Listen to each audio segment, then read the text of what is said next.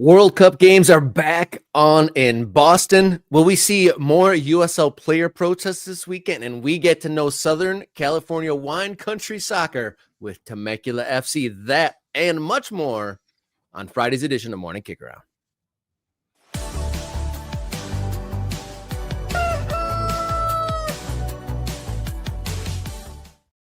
Hello and welcome to the show. You found your way to Morning Kicker on the show that dots the map of the ever-changing American soccer landscape. My name's Robert Kerr, local soccer guy. To my side, Jason Davis, radio soccer guy. Welcome in all. Good morning, Jason.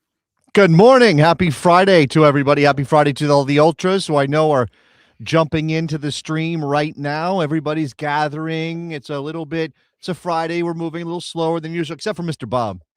He's always there. Mr. Bob is here. He posts. He's always repping. Not only has he been the first super chat of the day for like the last, month and a half or whatever, he's also gifted 5 memberships today.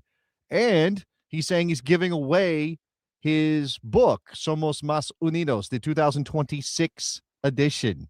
So very excited for that. Look, got a new member right here. Callan Rees. However you say that. Congratulations on becoming a member. I appreciate you voluntarily taking on that screen name pronunciation. Always appreciate that. I'm usually left in the lurch to do that. But yes, up to 226 members and counting. Thank you, Bob, and to all our new members. We will I'll shout out everybody at the end of the show on Friday. As we do, we dot the map of all our new members in the Discord channel, and I'll give a shout out to all of our new members that have recently added. So we got big stuff. So there's been a big resolution in Boston with the World Cup games. We're going to talk about, is there going to be week 2 of player protest in USL championship, but a big announcement. We talked about it in the Discord yesterday, and people got a little bit of a jump on this, but huge news. Our first ever MK Ultra Kit, the 2026 edition, the first ever right here. Pre-order sale is open now. Yes, and as soon as I am able to tag this and get you a link in the video, that will be there for you.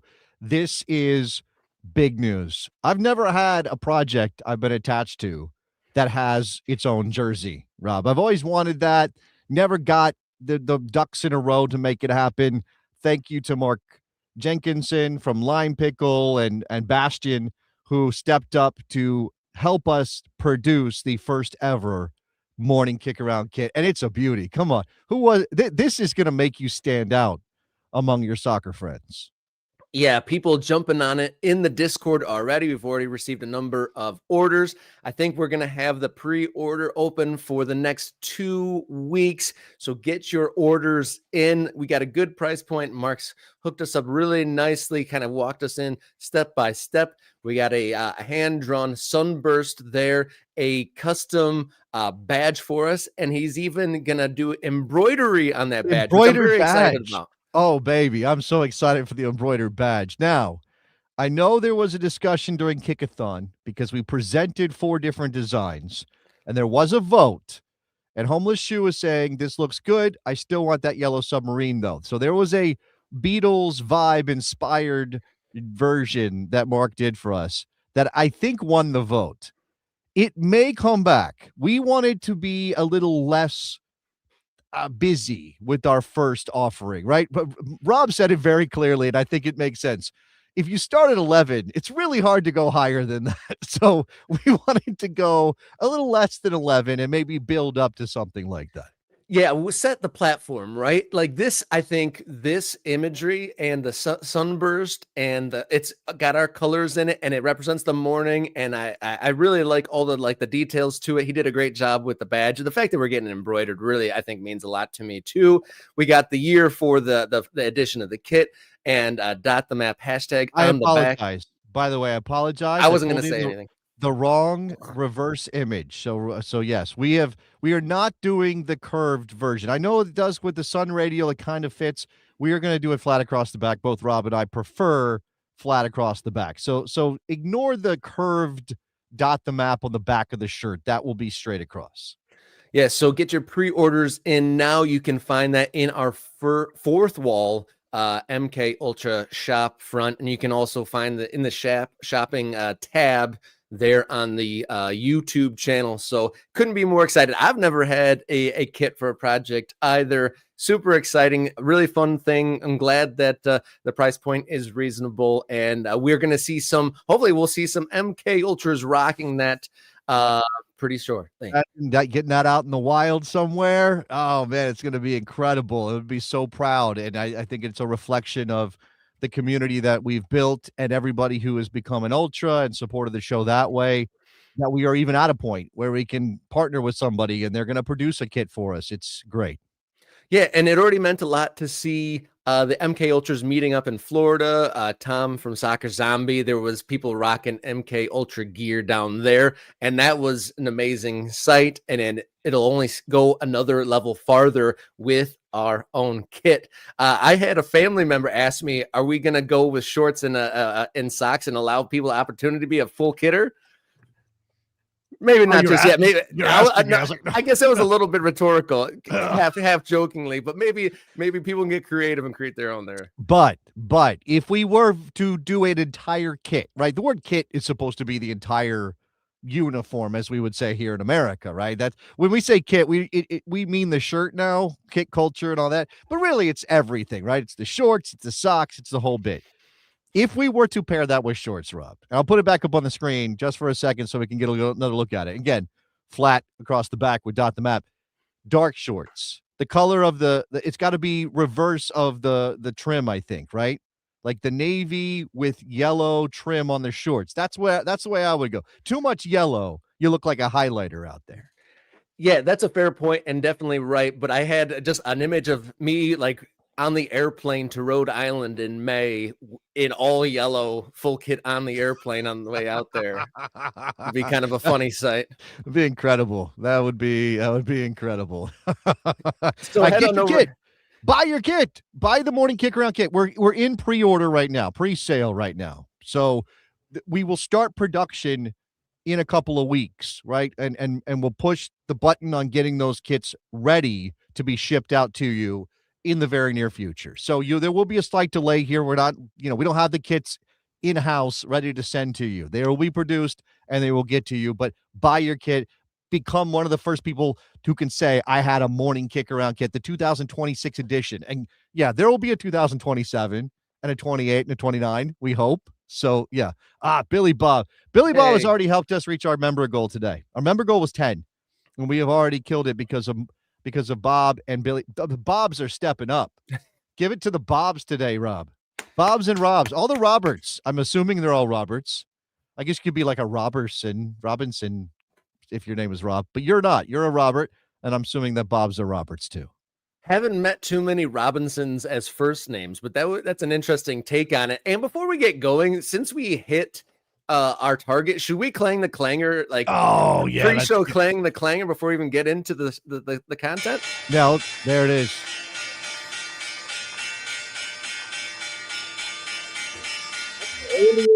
That's the earliest clang on this show. So happy times here in MK Ultra world. These days, that's about the only time you're going to hear that in a positive context, that clanger. That's what these days, retirement funds are taking a hit in America, and which is why I'm appreciative of everybody who's stepping up to support Morning Kick Around. I know the way things are trending, people might have some doubt.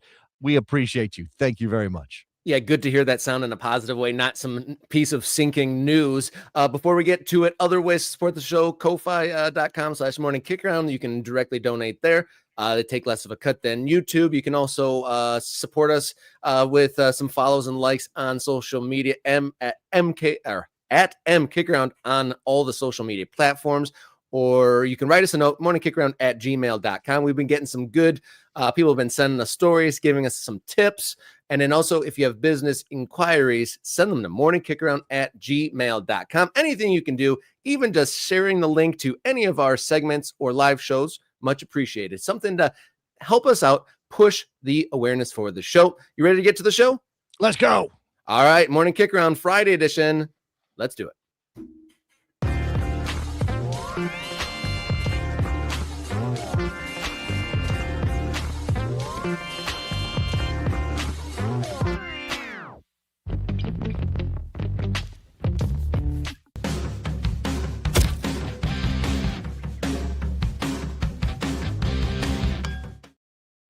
Leading off the show with some good World Cup news. So I'll let you know that our World Cup coverage is brought to you by Oakland County Football Club, celebrating 10 years of summer soccer in Southeast Michigan, participating in USL 2 once again in 2026. Visit Oakland County FC online for tickets and news. And there's been plenty of news coming out, including an update on an official partnership with legendary Vardar Academy and participation in this year's TST Cash Prize Tournament. All right, good news it is. World Cup games are back on in Boston. After a tense few weeks, the Crafts are stepping up to pay that nearly $8 million shortfall for their security budget to get the license to have those games in Foxborough. This was always going to happen, Rob. There was no circumstance under which the Boston games of the World Cup were going to be canceled because the town board of Foxborough, Massachusetts, dug in and refused to license the game because nobody was paying the bill. Somebody was going to pay the bill. This was just a game of chicken that probably went a little too long. Let's be honest about this. The town of Foxborough had every right to stand up for themselves and say, no, we ain't paying your security bill. We're a small town. You just built a stadium here, and now we're responsible for, administrating some of the elements around it. We should not have to pay the bill for your security when the World Cup is coming. You guys have a lot of money, whether you're the Kraft family, FIFA, the organizing committee of the Boston games. So this was always going to be the result. I guess it just, again, as long as the town didn't get railroaded here, then this is a positive thing, because this is a rounding error when it comes to the FIFA tournament that's happening in the United States of America. Yeah, I don't know if I've ever been prouder of complete strangers in my life, like reading something like I can't imagine what's happened behind the scenes. I imagine there's been some pretty nasty phone calls and some after their city council hearings. I'm sure there's been some guys in some nice suits have some very intense, put the hand on the shoulder type conversations. And these are I think we saw that they get a $90 monthly stipend or something. These aren't professional politicians here. And they stood their ground for small town Foxborough. It's a tiny town that happens to have a giant NFL stadium in it. The Boston organizers, they made all these arrangements without really including them. And they stood their ground and they got what they wanted, which is just great news in a world where there's not a whole lot of headlines. Yeah. We get one here, and I couldn't be, it's very pleasing. And we haven't had too many positive World Cup updates in the recent months, so it's good to see at least one. As part of this arrangement, the town of Foxborough will not incur any cost or financial burden related to the FIFA World Cup, with Boston Soccer 2026 providing advanced funding for security-related capital expenditures and the full extent of deployment that public safety officials have determined is needed to execute the event with Kraft Sports plus Entertainment's backing. So that, again, who is ultimately responsible for paying this bill? Not the town of Foxborough. The people who are demanding that the town of Foxborough secure the site for 39 days.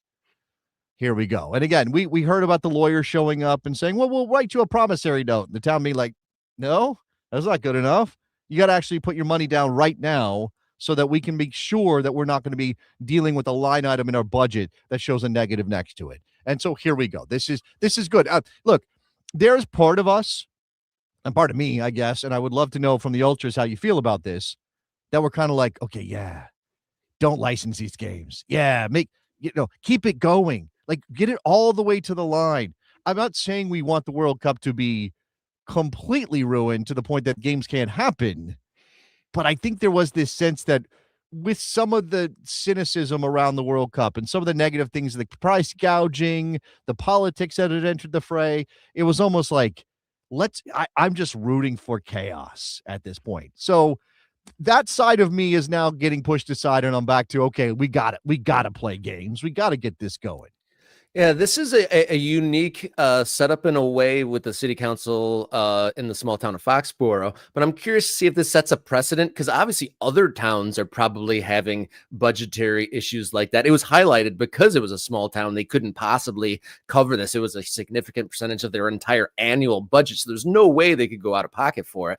But I'm curious if there will be a cascading effect if other cities and municipalities are going to kind of push back on what they're being expected to lay out there. And an interesting note that the Kraft put into this news was they were definitely keen to say that the company, the Kraft Group company, was neither the applicant on the license nor the host committee, but has made a good faith effort to work with the town to prepare for this historic event. Just basically saying, like, this wasn't my job, but I did it anyway.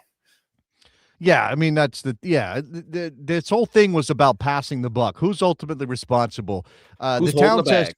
not us. We don't have the money, and you're the one demanding this, and we didn't. We need to be able to pay people, and we need to not have this kill our budget. The Kraft Group was saying, well, we're not actually the ones applying for this. Normally we would for a Revolution game, for a Patriots game, but it's not us this time, or for a concert that we might be running in our building. But actually, this is FIFA this time, so deal with FIFA. And then the Boston Organizing Committee was like, well, we actually aren't going to get any money from FIFA because they don't want to set that precedent that they pay for it.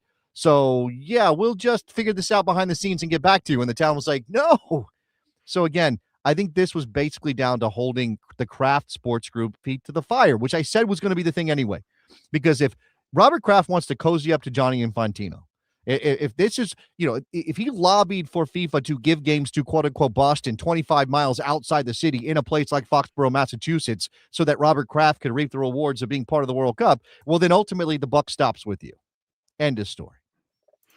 Yeah, no doubt about that. And then I just put up a message from one of our MK Ultra Sluggo. I'm curious to see, maybe we could put a poll up on this on the YouTube channel. Is anyone feeling like Sluggo, he just kind of wants to get the World Cup over with now? Is that just like because we're jaded in this build-up moment and there's all these headlines? Is it going to be another one of those where, like, once it starts, we're going to be happy because this is the peak of what we like? Yeah, I mean, I do think that it's easy to be very negative about it right now. Again, because a lot of the news that is coming about the World Cup is negative, right? We're being hammered with stories like ticket price gouging and Foxborough and the bill, and again, will Iran play in the World Cup and things like that. Like, we're being hammered with negative stories about the World Cup. And again, the world in a lot of ways, like, even if you are for some of the things that are happening geopolitically, it's not good to be in war, right? That's never a good thing. So how can you possibly have this positive vibe about what's coming in the summer when there are such bigger issues out there lurking in American society and worldwide society, right? The party vibe is kind of off when we're all dealing with this stuff and Russia, Ukraine, and Iran and Israel and all that stuff. So I think right now it's easy to be negative, but I do think that once we get to the moment, once the tournament kicks off, it's going to feel different because we'll be in it. And I tried to write myself into some positive thinking around American soccer on my newsletter, which I dropped today. Jason Davis Soccer Eagle, please subscribe. It wasn't necessarily about the World Cup specifically. It was just about being a soccer fan in this moment. And this show is a reflection of my attitude, which I've been developing sort of for the last 15 years, that we are in a singular place as soccer fans in America that care about the game's growth here, right? And that means what I mean by that is no other sport in history, no other league, movement, development, like pyramid, no other has been in this exact place, at a moment in history where we have access to all the information we can get our hands on, right? It's there for us to find. The internet is amazing that way for all its flaws. And we're watching the development of a sport, even though it is third, fourth, fifth, depending on who we're talking to in terms of the ranking of sports in America. Millions of people go and watch soccer games in person in America every year. Millions more people watch the sport on television from America every year, right? Millions upon millions of people are engaged with this game, even though it's not the biggest sport in the country. And we get to watch it grow and change and morph, and there's no ceiling. Like, for whatever we're concerned about with the USL business model or the CBA negotiations or MLS being single entity or whatever your thing is that you don't like about the way soccer operates in America, where's the ceiling? You don't know where it is. We know what the ceiling of the Premier League is. It's pretty much hitting it now. We know where the ceiling of the NFL is. It's been hitting it for the last 30, 40 years. We don't know where the ceiling of soccer in America is. And I think that's awesome. I think that's great. I hate to be overly positive, but I think that's great. it's good to have a hint of positivity here, and it's great to have a positive note that the games in Boston are on, with the resolution that the Crafts are going to pay that security bill. And before we move on, I want to remind you one more time that the World Cup coverage on Morning Kickaround is presented by Oakland County FC, celebrating 10 years of summer soccer in Southeast Michigan in 2026. Visit Oakland County FC online for tickets, news, and more. And let's move right along to our next topic. We're going to talk about the possibility of more labor situations here on Morning Kickaround.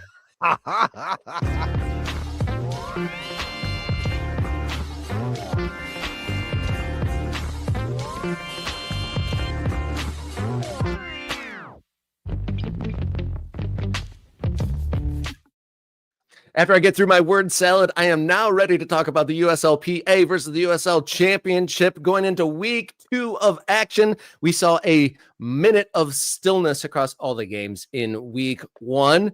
Moving into week 2, there doesn't seem to have been much progress in negotiations. So what will we see?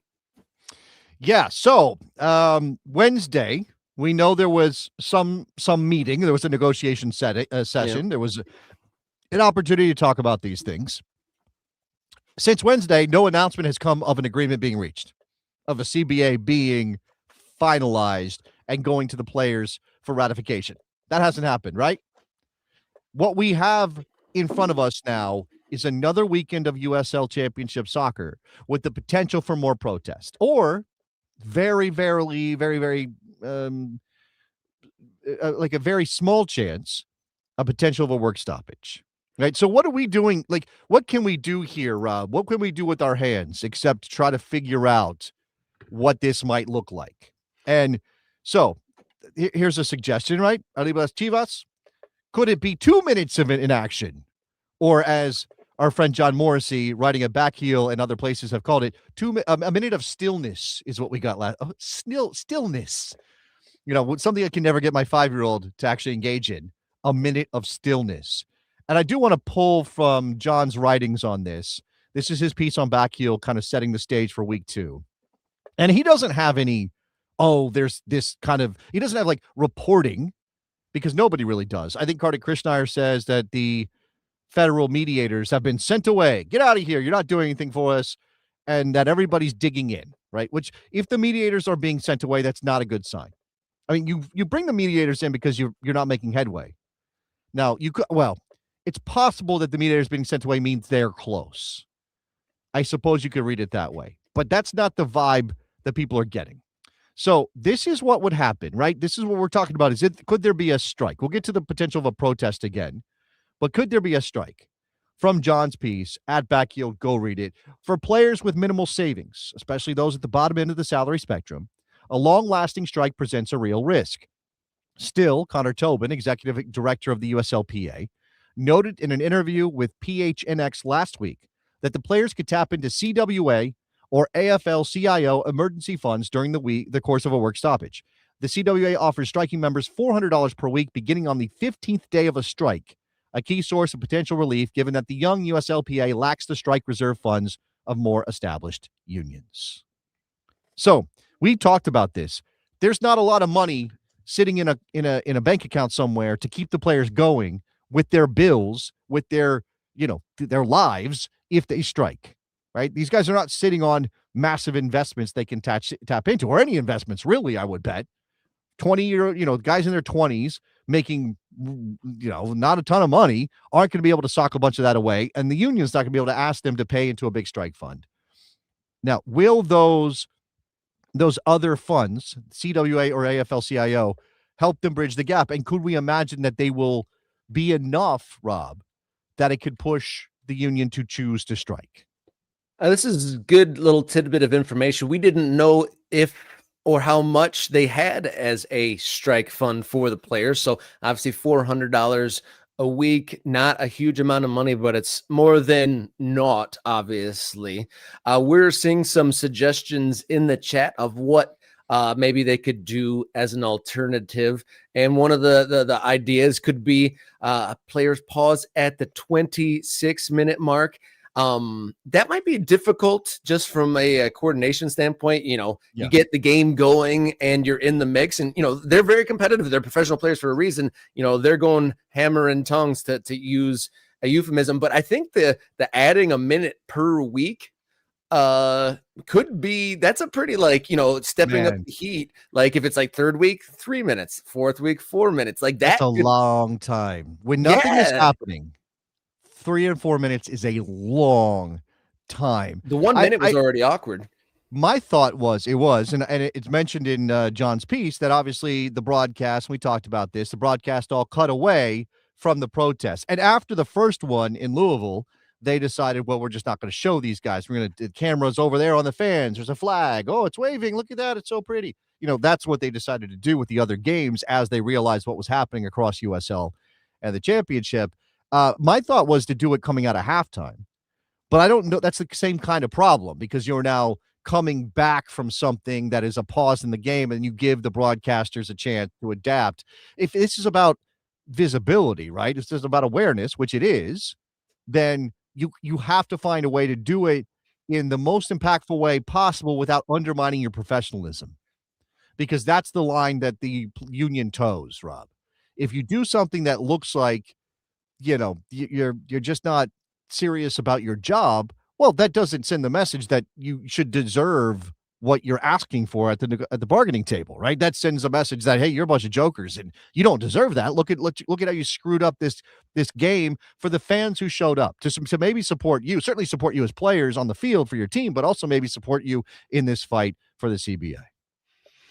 Yeah, minutes on minutes would be pretty wild to escalate it like that. I saw a message in the chat saying that the midweek game in Birmingham featured a 1 minute stoppage. Not sure if that was their first minute or not. But going back to when they should do it, I don't have like a timeline metrics of like tuning in time and like do people tune in at the end. I imagine the beginning of a game and the beginning of the broadcast is one of the high points of viewership for any broadcast of a soccer game. So that is the most visual time, but they'll have another week to prepare for it. I think at the very least, if they're going to do something, it should be different, right, than what they did in week one. And what that is, I guess Right. it's to be seen. Yeah, we shall see. I think they're probably going to do something, right? This continues. Why would you miss another opportunity to bring awareness? I put up on the screen another piece, another part of the story by John Morrissey at Backheeled that outlines the trouble here, the danger for the club. So we talked about the players. They don't have a lot of money. They don't have a big strike fund. They might get $400 on the 15th day for a week from the CWA. That is not a lot of money, as is rightly being pointed out in the chat. This is the side for the clubs. For clubs whose revenues are highly dependent on in-stadium attendance, the pathway to relief is less clear. In the 2024 season, roughly 50% of Orange County SC's total income came from ticket revenue and concession sales only. Detroit City FC was at 42% in their 2023 season. Neither of those averages account for match-dependent sponsorship deals or in-person merchandise sales. A strike would eliminate those all-important revenue streams for clubs that are near unanimously losing millions of dollars a year. And we pointed this out on, I think, Wednesday, Rob, that Sean Mann of Detroit City is on the record as saying that Detroit City losing $4 million a year puts them in the upper quartile of profitability for USL championship clubs, which is a remarkable window into just how difficult the finances are from the club side. And again, that's what the USL wants to point to, and certainly what the clubs are going to say when it comes to we want more money, say the players, or we want more this, and we want more that. Every cost has an impact on teams that are not financially stable to begin with because of the losses. And again, this will bring back attention to the business model for the USL, which, while not raking in money hand over fist, is taking in money through expansion fees and some television rights deals that is not being dispersed to the clubs. Yeah, how much money is the league office losing year on year? I mean, that's an astounding quote from Sean Mann saying that they are doing better than 75% at least of the teams in this league, and they're losing millions and millions of dollars. And when we discussed this earlier in the week, I saw in the comments kind of a cynical take, but I'm not sure if we can push back on it or not. teams losing millions of dollars would rather go out of business than lose millions of dollars, and then plus the loss of money for adding health insurance. Like that's a pretty cynical take, that health insurance would be the straw that broke the camel's back, and a damning reality of United States and the pressures and the burden put on employers in this country in general. Kind of soccer and this expanding soccer here in the United States kind of poking holes in kind of the framework of what we're dealing with this in the country overall. Yeah, and I will again bring back the news that the USL has secured more private equity investment, which changes or intensifies the incentives here for USL to bring money in the front door. And again, what is their revenue stream right now, Rob? What is the major revenue stream for USL? It's expansion.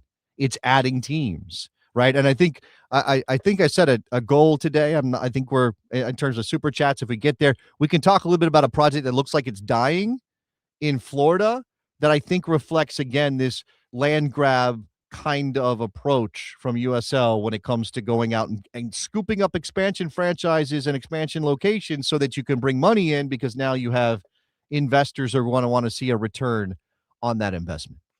Curious to see if viewership numbers goes up to see what's going to happen as far as a protest. Would more people likely? Does the curiosity raise? Like, what is the protest going to be this week? We'll see what the viewership numbers pan out, and it'll be another evening of refreshing the social medias and the broadcast to see just what happens. Just like week one, so USL PA and the USL.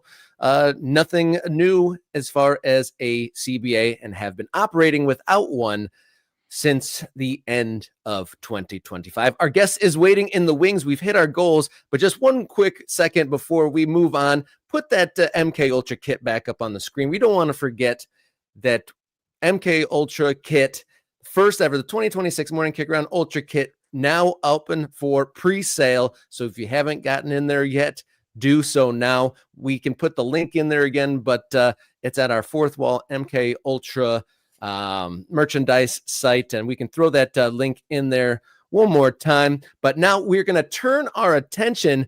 We are going to take a look at an independent team from Southern California by popular demand. This team has been requested on a number of occasions. We're going to talk about Temecula FC when we come back here on Morning Kick Around.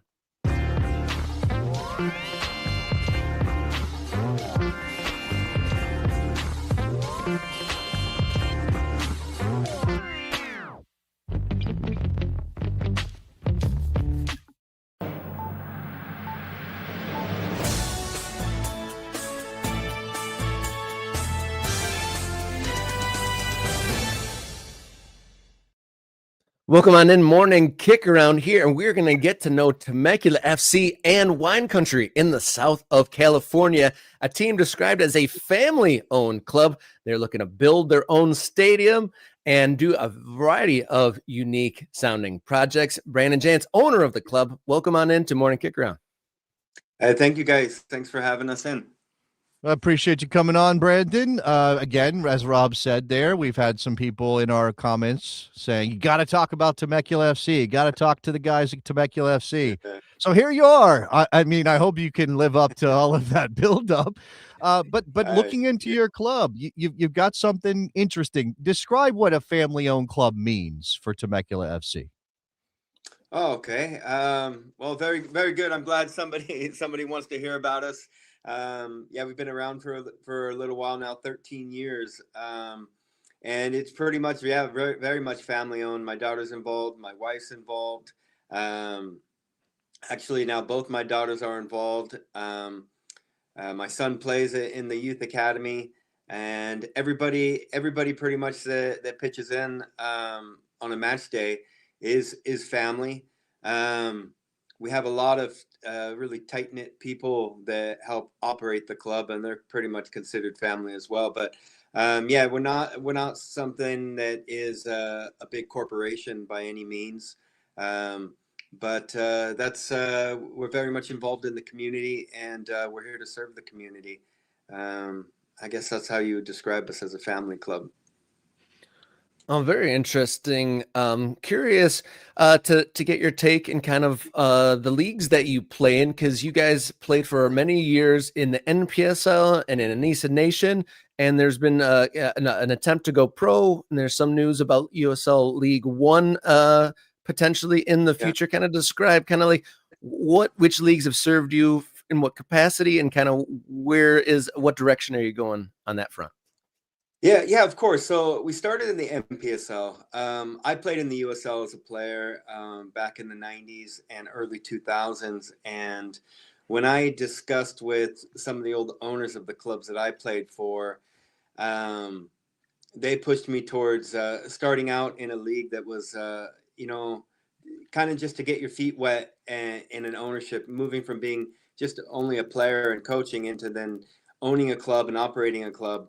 They definitely suggested to start, in an area that was somewhat professional in terms of operation, but wasn't going to cost $10 million to just jump right into to see if the project's going to work, right? So we started the NPSL, and it started out really good for about 4 or 5 years. And then things really turned in the league, unfortunately, and it wasn't the right platform anymore for us, and we really needed something different, and we really wanted to move towards finally being a professional club. We feel like we got cemented in the community. We get a decent fan base, especially for a club in California. And so we wanted to push towards, okay, well, how do we now explore professional soccer for our football club, and how do we stay independent? How do we not become just a franchise? How do we do everything properly to where things don't just change, if you know what I mean? And we're being told how to operate. We're being told what to do, when to do it. We really wanted to stay as independent as possible. So NISA was the obvious choice, but it has its challenges. I mean, everybody can see that. So we dipped into there for a little bit, and a lot of people that I know that have been involved in the game at a very high level in this country pretty much, pulled me aside and said, what are you doing? Please don't do this. And sit out for a little while, and if you're going to go a route, go the USL route. So we talked with a couple people at USL a few years ago, told them our ambitions, what we're trying to achieve here in the area, and we signed some paperwork and just started the process. But it's going to be a long process. To be honest with you, we can't move forward until we get the stadium done, because none of the stadiums in the area, after discussing with US Soccer, meet the qualifications to host a professional game. And it's fairly barely just due to the width of the field, because every stadium around here is a high school field with a track around it. But I'll be honest with you, nobody in our club and the players and the supporters, they don't want to play in a high school anymore. It just optically, with the football lines, the American football lines on it, the track around it, not being able to serve beer, proper food venue, stuff like that. It just doesn't serve up a proper event, if you know what I mean. Definitely. Yeah, Brendan, you seem to embody, like, in a microcosm, all of the problems with launching a soccer club in America. Like, you've outlined so many things. You got a stadium issue and a football line issue, and you've got a league issue. And I respect the ambition. I mean, look, this is what we talk about a lot. And if you tap into our community, there are so many people that are supporting our show that are trying to launch clubs in their backyard. They're trying to be part of what soccer can be. You can start amateur, but if you have ambitions to go pro, then there are some hurdles there. I would ask you about, obviously, the stadium issue is a big one. The way that the professional league standards are written right now, there's also an ownership funding component, right? Ownership has to have a certain amount of money, and that's a backstop against failure. But how does Temecula, how do you deal with that issue, right? The potential of being a professional club and the federation saying, well, you got to have somebody with this much of net worth in order to do that. Yeah. So to be honest with you, I probably have meetings with people once a week to every 2 weeks that are potential owners that meet the qualifications for U.S. soccer. And a lot of the meetings are very good, to be honest with you. They're looking for us to hit certain goals. One of them is 1,500 people at our games on average. And we're not hitting that at this point, but every potential investor and owner that has come out and has attended a game or has come into the shop here for a casual Friday, every single one of them says, okay, we see what you have here. And, we really want to get behind this, because I think being in Temecula is very unique in terms of California, because we're a little bit away from San Diego and LA, and we're a little landlocked, and it's a family community. All it is families. It's a bedroom community. So they need something, here. It's not where they have, the beach walking distance, they have, so many different things to do in San Diego and LA. Well, Temecula's got wine country. You've got Pachanga, which is a great casino. And you got Temecula Football Club. So we do get actually very good attendance, and our supporters group is crazy. The leagues get a little bit worried about the supporters group sometimes. That's the best kind, right? Yeah. Well, we've had a couple fines, which we think are silly, for, the flares and stuff like that. And the referees get a little worried, because we're the only team that has supporters. Nobody else does. So every game we go to, we usually have more away support than they do home support. And then our home crowd, we're getting, upwards to 700. We're trying to break over 1,000 for this next game. And they do get a little rowdy. They got the drums and the flares and the smoke bombs and the flags and the chants. And so we're building something very special and unique, and it's all organic. It's not, hey, we invested $10 million, $30 million, and now we have this plastic football club. It's really come up, and it's all people that we all know that just pitch in and come together for match day. And so people see that, and they all come in and say, okay, you have something here really good. Let's figure out, what are we going to do? So now we have to look at the land, right? Well, we're in California, and land is very expensive. So now it just becomes a real estate deal. So now we're dealing with people outside of football. It's not about the stadium. It's not about the football anymore. It's, okay, how do we get a return on investment for this cost of the land? And what do we need to include on here? Do we need to include housing, mixed, use for retail, for, all this other stuff. So now the project is really massive, but it's really good. Because it becomes something better for the community as well. It's not just, hey, we're putting a stadium there, we're going to use it for a home game every 2 weeks, and that's all we're doing with it. Really working on making it a hub that's 24 hours a day pretty much, that benefits the community, benefits the youth kids, and but also brings in revenue for the city, because that's important. Yeah. So how is that relationship with the city itself? It seems like a lot of the stadium deals that we see, you mentioned it, like it's a real estate play, the mixed use, maybe some housing and whatnot. Like, how far along do you guys have a pretty good relationship with the municipality that might be able to help you out? Like, how far along, how realistic is a brand new soccer stadium for you? We're hoping to have land purchased within 9 months. So we've identified 6 different properties. We've talked with the city on these properties, and they're 100% behind it. There won't be any money from the cities. There's just support in terms of not shutting down the project, if you know what I mean. So you'll need, obviously, going to need conditional use permit. You're going to need approval to have, a stadium, a brewery, all these things in one location. And the city needs to be behind that, and the community needs to want to have that there. I think bringing in some affordable housing and, and some other stuff like that, right to that same area, things that are a necessity to the community, some open spaces, parks, not building, another car wash or, something that nobody wants, really building something really unique and different to South Riverside County. So, Brandon, the thing that we talk about, again, I bring up the you need an investor, and you're talking to people and all those things. We talk a lot about the path for clubs who might start amateur and then go pro, and the culture and the identity of those clubs and what forms when they start versus what is going to happen down the road. So, for example, we Yeah. talk a lot about Detroit City FC. It's a story I've covered a lot over my career, and they start as an amateur club. They play in PSL. They get a bunch of fans. They get this movement happening, and now they're like, well, we want to deliver more games and grow this thing, and we got to go pro. And now we got to find somebody to back us. And they were able, through all that we can see, able to find somebody who was like, all right, the money's in, but I'm not going to just become the boss here. I'm not going to dictate terms to the club.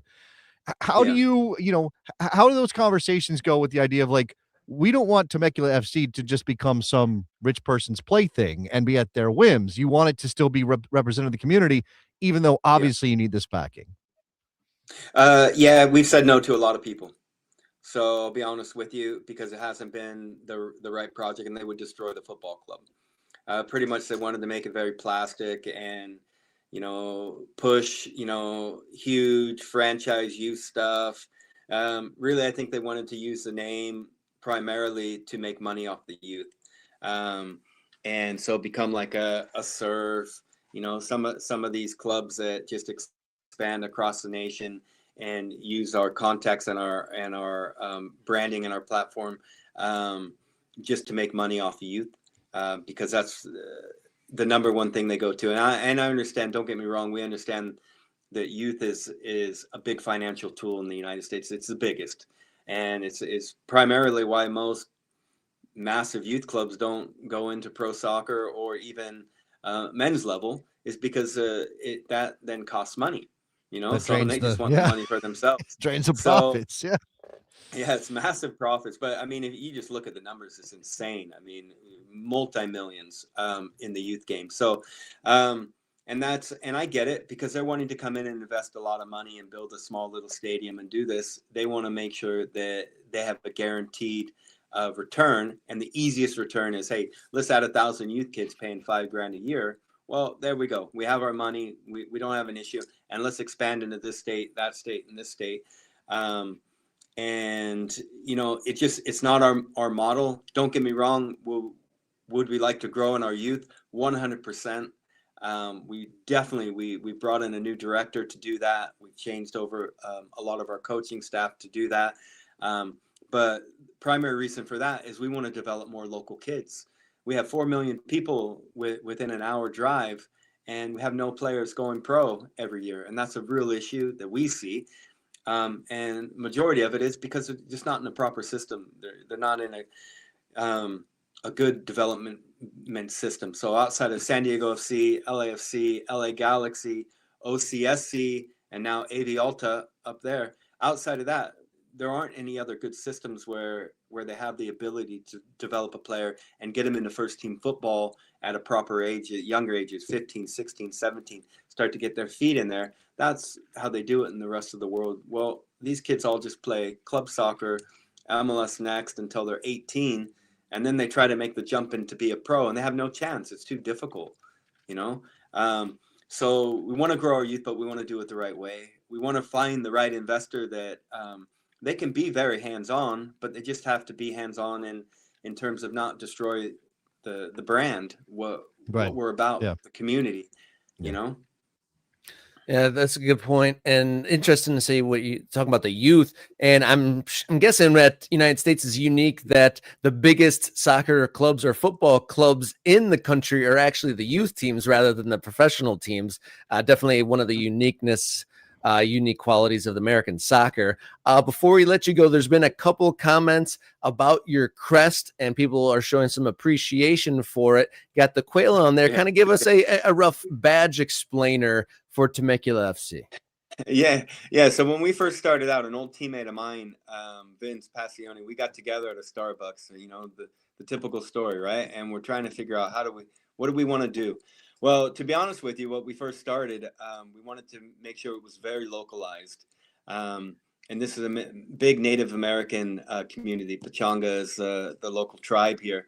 And we actually approached them. We wanted to be the Indians. Well, this was not during a good time. This is when there was all the drama with the college teams and the professional teams. So they're like, let's stay away from that. So we went to something really different and unique. Well, the quail is the state bird. A lot of people don't know that for California.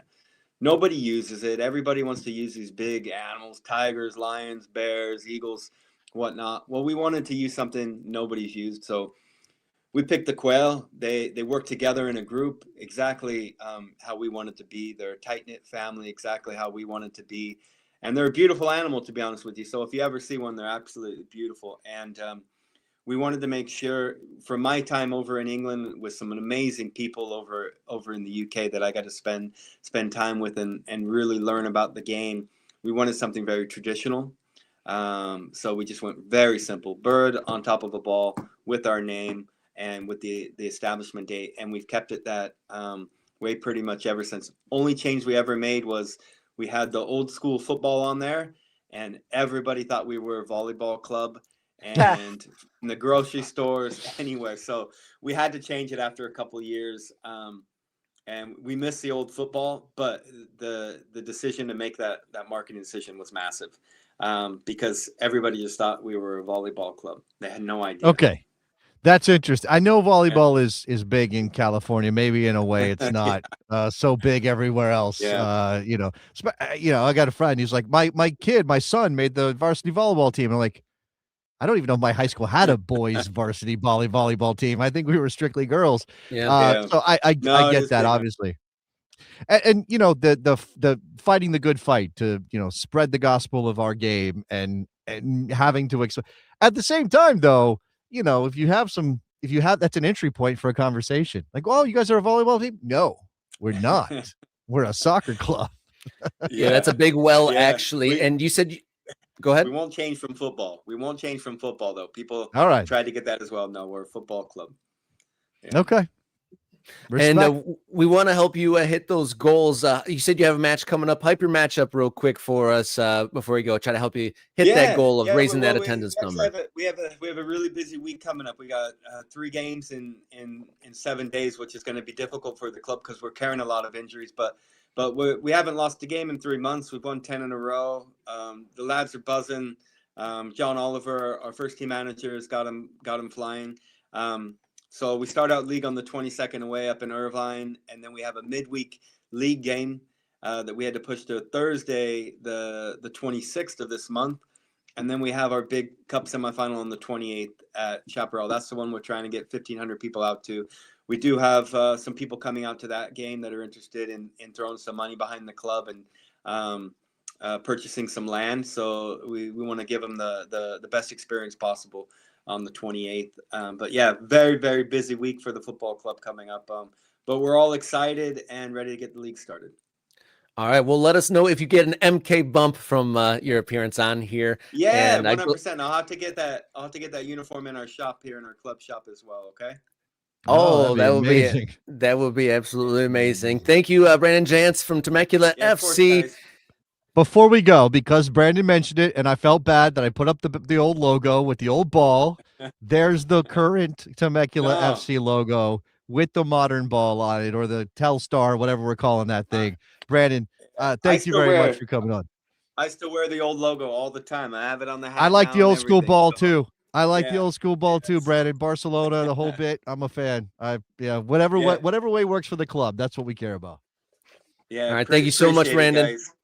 Yeah. All right. You guys keep up the good work. Okay. Thanks for having us on. Appreciate it. Thank you, Brandon. Appreciated. Temecula FC, getting to know Southern California, the wine country, and getting to know, that's a fun fact, quail, the state bird of California. We're getting to learn some things here on Morning Kick-Around. The thing that I know about Temecula, and I'm sorry, now I know that there's a football club in Temecula. I mean, our listeners were telling us about Temecula FC. And now I know where it is. Right, we put the map up so that I could. Oh, it's in Southern Riverside, County, California. It's Southern California wine country, and between LA and San Diego. Some people will know, if you're very internet coded, that there's a meme around Temecula called "Meet Me in Temecula." When there was a Twitter fight between a couple people, they were arguing over Kobe Bryant and Russell Westbrook opinions, and they was like, oh, we're fighting now. Like, we're actually going to fight. Meet me in Temecula. That's what I know about Temecula. It's that incident is now 12 years old that happened on the internet. I can't believe that. Around the time of the origin of Temecula FC. But that's some deep internet cuts there. You're bringing us there. Meet me in Temecula, not for a fight, but Not for a fight, for a soccer match. Football match. Yeah, for a football match. For a football match. All right, so hang with us. We are going to come right back and dot the map and shout out some of our brand new MK Ultras. Stick around here on Friday's edition of Morning Kick Around.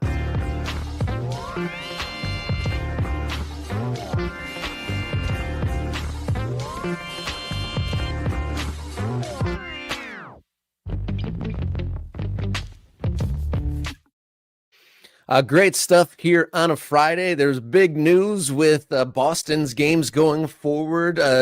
Not sure what's going to happen in week 2 of USL Championship. We just got to know Temecula FC with a great guest there. But it is the end of the regular show on a Friday, so we are going to dot the map.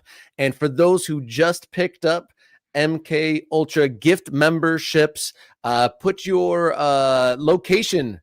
You don't have to be super specific, but your city on the map here. So we have one in the Morning Kick Around Discord. So we'll get to that and we'll try to give you some time to put your city in the chat here, or if you're in the Discord, do so there. And we are join the movement, essentially, is what we're doing. And when we started, we only had a handful of dots on this map, and it is growing more and more every single week. And so I'd like to add some more dots here. We just got one as of now in the Discord, but I know there's plenty more that haven't checked in yet, because we've seen a big increase in memberships. And before we do add this dot, I want to say gift memberships, good for a month. And there's a lot of folks that are going to have their gift memberships expire by the 18th if they don't re-up now. So we'd be very happy and gracious if you re-up now and you don't want to miss out on any of the perks of being an MK Ultra, live comments during these live streams, access to the Discord server, bonus content, and more. Absolutely. All those things. Absolutely. And hopefully, and I think coming soon, there will be a discount code on Morning Kick Around merch for our MK Ultras. So if you become an Ultra, you'll get a little bit off on buying some merch, which we have the jersey. We'll come back to the jersey. But Rob, let's dot the map. That's why we're here. Let's clang that clanger. Yes, let's do it. So to the Discord dot the map thread we go. So the one that I've got in front of me so far right now, we are getting A. Rowley. I don't know his first name. He doesn't list it here, but A. Rowley, Wroley. And he is in Westlake, Ohio. Westlake, Ohio. Is that 2 words? One word. One word for Westlake, Ohio. All right. Let's do this. A. Rowley. Any clubs attached to A. Rowley, or are we just going clean? He's got quite a few, actually. You got your typing fingers ready? He says, throw me down for Crew 2, and Leviathan. Okay, Columbus Crew 2, the Capybaras. That's like what county in Leviathan? Doesn't matter. I'll put Leviathan. Lorain County. All right, and that's Olorraine.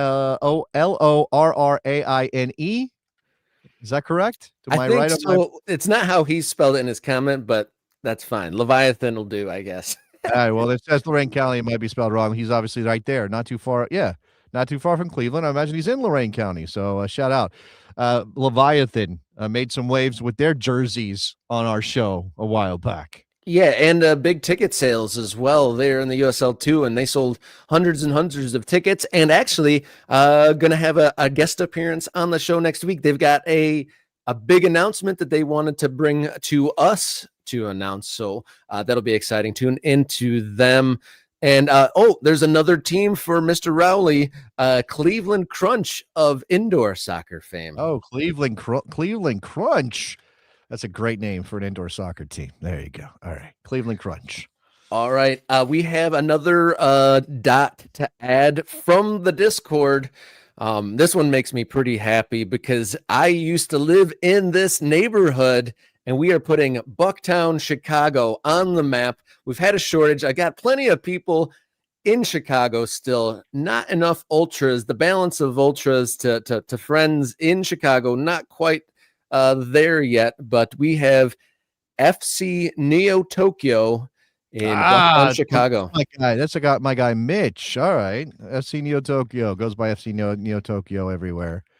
It's my guy Mitch, big fire fan, does a fire podcast, Enemies of the Fire. So FC Neo. I guess I'll put Chicago Fire in there. I know he is a fire fan, so I'll do that for him. What else? Anything else?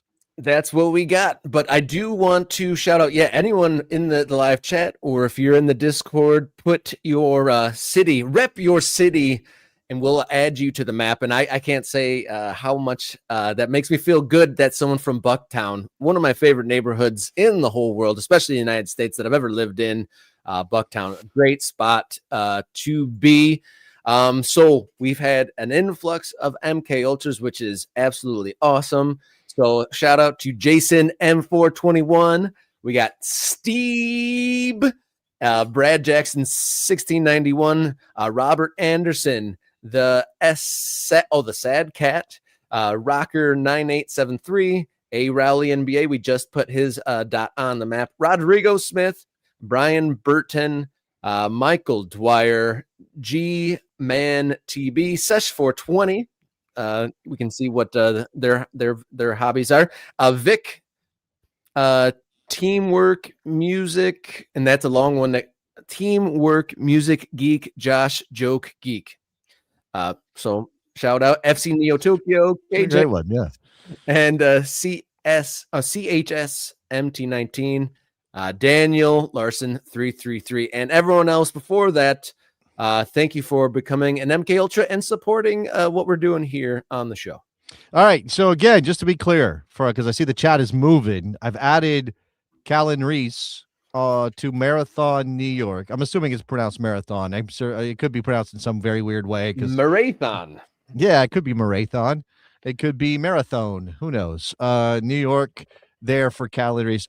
Callan has also asked about the Discord. We'll post the Discord link on the YouTube channel for the members. You click it. If you don't have Discord, it's an app on your phone. You can do it on your desktop if you want to via the web. It's just a chat app. It's just a way to communicate. It's like a Slack. Everybody's got experience with Slack, right? It's like a Slack, only a little bit more gamified, right? It's aimed at maybe a younger crowd. And we're not the youngest, some of us, but we're trying with Discord. Rob was very confused when I put a bot in the Discord that was giving away awards for people posting. I thought we'd been spammed and infiltrated. I was like, this guy, every time I put a comment in here, he's got a follow up. Get him out of here. But I understand now. No, I know Mr. Bob's in the Discord. So yeah, we're gonna get some more people in the Discord. I see also somebody's shouting out their location who's not a member. Bloody and I'm Bob? not sure. Yeah, I'm not being mean, Bloody Bob. But if you're not a member, if I don't see that little symbol next to your name that you're an ultra, I can't put you on the map, buddy. This is for ultras. That you earn the right to be on the map by supporting the show via your membership. Now, I will say, if you are in Nebraska, Wyoming, South Dakota, Montana, North Dakota, Utah, what else are we missing, Rob? We got some states that we haven't yet dotted. West Virginia is still undotted. I don't think we have any Maine. Somehow, no, we do have a Maine. All right, I forgot. We got Maine up there. Okay, good. Okay, we got Maine covered. Vermont is still open. If you're of any of those states in particular, really want to get you on the map because I want to dot every state. I want every state to have at least one ultra in it. Yeah, for how big a deal the college and USL 2 soccer with Vermont Green is, I'm surprised there's not someone in that group. They got, 10,000 or so folks coming out to those games. I'm really surprised that we haven't absorbed or gained or earned any MK Ultras from Vermont just yet. And do we have any dots in? We got dots in Boise, right? We've dotted all Idaho thanks to good. Yeah, thanks to a couple of our guys out there. Yeah, and if you are an MK Ultra, amongst our bonus content is we have an interview with Roger, who made the trip all the way from Boise down to Florida. So amongst the bonus content we have for you is an interview with an Ultra who made a wonderful journey, and it really seemed like that's what American soccer, especially lower league American soccer, is all about. Small group, dedicated, doing their thing. We don't yet have Arkansas dotted either. I just saw an article not that long ago, forgot to bring it up. That is, it was Ozark and the people behind Ozark United making the case as to why the USL is the right place for them to be. I may bring that in because it's obviously a counterpoint. We've been talking a lot about the USL business model, and I think it's very easy to see this as some one-sided succubus just kind of gobbling up money from lower division soccer clubs. But there's obviously a reason that clubs join up with the USL. They see value there. They see something worth their while. So we should cover the other side of that equation. Yeah, no doubt about that. Amongst the things, I mean, there's a laundry list of folks and areas of the country that we want to cover in this thing that we're doing called Dot the Map. Did we get our new Ultra Arianas? He's in New York. Did we dot him? Oh, sorry. Yes, I did. I dotted that while you were talking. You were busy babbling about something, and I put marathon and him on the map. So yeah. I really appreciate that you call my contribution to the show babbling. I mean, I'll note that for put that in the cupboard of memories, I suppose. But, no, I'm just kidding. Giving you a hard time, Rob. Don't worry. Yeah. All right, there you have on the screen. Just now available. We put it in the Discord yesterday, presenting it now for the first time on the show, the morning kick round, the MK Ultra kit for 2026, the first ever kit for anything that I've ever been attached to, anything that Jason's ever done. We're over the moon to team up with Bastian for this first ever kit. Mark over there, he created, Bloody Bob, welcome on in. We'll add Southgate, Michigan to the map here in just 1 second. But Mark, he created this amongst a few designs. This one, the sunburst, reflecting what we are doing here, soccer as the sun rises. And I couldn't be happier to have our custom badge. Next time we bring this up, we'll have a specifically on that MK Ultra badge, which is going to be hand embroidered on here, which is just, I don't know about hand, but it will be featuring embroidered. Your Mark's over there like doing it by hand, one by one stitch. We'll see about that, but that is just, I feel like that's a huge elevation. Any kit that I get that has an actual badge on it rather than it pressed on there goes a long way. Yeah, I agree with you on that. All right, let me let's go back to Bloody Bob, who is now a member and absolutely deserves to be on the screen here. So let's get our map back on stage for our ultras. Let me pull up my manipulation tools. So Bloody Bob is in Southgate, Michigan. Is that what I heard? Yeah, Rob? Yeah, that is in downriver. So you go down I-75, past the high rises, past the new Gordie Howe Bridge, and you'll get there to Southgate. I actually used to work in there, so I'm very familiar with that. Bloody Bob, great to have you on board. That might be clanger-worthy to go from commenter to member in a single shot. And Mr. Bob is shouting out yet another Bob joining the group here. Whether or not he's a real Bob or this is a screen name Bob, I don't care. We got a lot of Bobs. We're Bob deep. The three Bob Horsemen of the Ultra universe. The Bob's marching in, leading the way. Do we have any clubs for Bloody Bob? Does Bloody Bob want to get on the record for his club affiliation so he can put that on his dot? Or is he threw it in there. He is DMC Titans, which is college, and Detroit City FC. All right, Detroit City FC. There you go. What do you guys say? What is the thing that they say? Something Le Rouge, Vive la Rouge. I don't know. It's very French up there in Michiganders. It's so French. Yeah, there's a mix of French, Native American, and English namings here. There's some words and some streets and stuff that you definitely can't pronunciate unless you're from here. All right. All right. I'm not gonna. I have nothing else to say to that. I'm not adding anything else. You have said it succinctly, so we will now move on. Yeah, when you say Rob, you say sync. Let's go. Indeed. And in 1 more minute to let anyone else that has a dot to add, I will give you a second for that. But remind you one more time that we have T-shirts, sweatshirts, hoodless sweatshirts on the MK Ultra store on Fourth Wall. But then new today, we have the 2026 MK Ultra kit. We couldn't be more excited about it. A kit for our show and for you guys. Yes, absolutely. I'm so excited for this.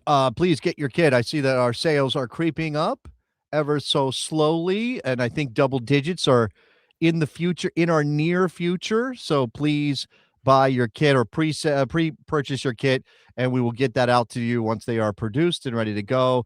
Rob and I got to get our hands on those kits as we get ready for our trip to Rhode Island, which I think you mentioned it, Rob, but we haven't really hyped up the trip to Rhode Island on this particular episode. Is that something we want to do here very quickly? Yeah, May 9th, Jason and myself are headed to Pawtucket, Rhode Island for get to know that district of soccer, courtesy of Blackstone Valley. We are going to learn all about that area, some soccer history, and it all culminates with a live show, game day style show for Rhode Island FC taking on the Tampa Bay Rowdies. And I think that Rhode Island hits the field for the first time this weekend. No strike pending, because last weekend they were still recovering from that crazy blizzard they had there, but couldn't be happier. Thank you to Blackstone Valley for bringing us out there May 9th. Morning kicker on the road. Hopefully we can meet some ultras out there in real life. Last weekend, I was a little jealous to see all of those folks, all of our ultras, meeting up and rallying in Sarasota, Florida, and hopefully we get to do something similar in New England. I think this is going to be great. I think it's going to be an opportunity to meet some people. We're going to get Rob to the East Coast for the first time. He's going to look at the Atlantic Ocean and go, "Oh my God, it's more beautiful than I could have possibly imagined." I've seen it from Florida. I've seen it from England. I know what the ATL Ocean is all about. Just not that part, not the northern part from an American geographical perspective. You've only seen Florida beaches. Those aren't real. No, I'm just kidding. Those are a different kind of thing. I got to say, Sarasota Beach is Trump Atlantic side beach. That's not. Oh, okay. You have been to Atlantic. I thought you were going to say Sarasota was Atlantic. Obviously, that's Gulf. That's the Gulf. You're a Gulfman? You prefer the Gulf? Oh, yeah. The pace of everything is way more laid back. That you got that quartz sand beach that's like almost like flour rather than like grain. It's beautiful. I love it out there. Absolutely love it out there. And I'm curious to see what the vibe is in New England. Does it reflect England in any way? I definitely know there's a lot more history there than in places around here. And I'm just very excited to take it all in, immerse ourselves in the soccer culture up there, meet some folks, and do a show and watch a game. All very fun things, and I can't wait to do more of it. Next week we got some exciting guests lined up. We will be back on Monday. You got anything for us before we go? Again, just another plug for my newsletter, Jason Davis Soccer Eagle. Please go look that up on your social or on your search engine and subscribe. It's on Ghost. It's free at the moment. There will be more content coming out there. I should also plug the Best Soccer Show, because while I spend 3 days a week here in the morning talking to Rob about all kinds of American soccer topics, I still do the Best Soccer Show. We're entering a new era of the Best Soccer Show, which I'm very excited about, despite the fact there's kind of some negativity to what's happening. It's giving me a chance to kind of be more creative within that space. So there's a Patreon for that. You can join that community. Special things for the besties, as we call them, on the Best Soccer Show. And just listen to the podcast version of that show. It's wherever you get your podcasts. And if we're plugging our other stuff, check out Oakland County FC content. I've got some interview segments featuring some of our new players and some of our new announcements, and hyping up the 10th season for Oakland County FC. So if you want some more Rob talking about local soccer, there you go, Oakland County FC for that. So we will be back on Monday. We'll be keenly watching, seeing what happens with any player protests over the weekend, but we'll talk about it on Monday, no doubt. So until next time, everybody, enjoy your soccer.